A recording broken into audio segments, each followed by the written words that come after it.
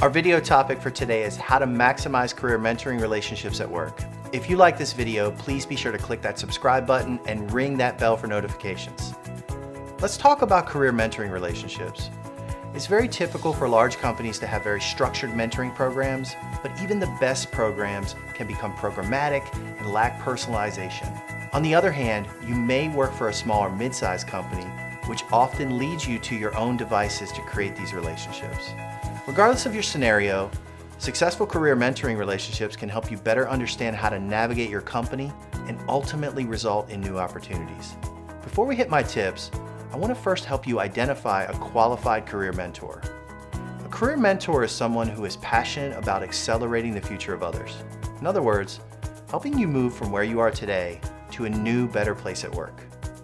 They care about people. These are the individuals that you hear about that are great to work with and for. They are comfortable both guiding and learning from others, and they care about personal development and display a high level of integrity. Let's cover why these relationships are so important. We all know that people promote people. An image and exposure to the right people play an equal, if not more important role than performance on the job. If you've identified a mentor and are waiting for an intro, let me give you some advice. Just ask.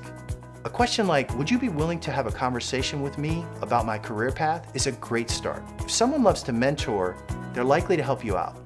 So if you've landed or have an opportunity to engage with a career mentor, here are my top 3 tips to help you maximize that relationship. Tip number 1 is be intentional. Whether you're in a company mentoring program or not, you should take the initiative to lay out a plan for your engagement, whether in person, phone, or video. This includes building a thoughtful, flexible agenda. Your mentor might have a development track in mind, so leave some room for that discussion. Share a brief bio in advance of your first meeting. The bio should include who you are, how you best serve others, and your most significant impacts to the company.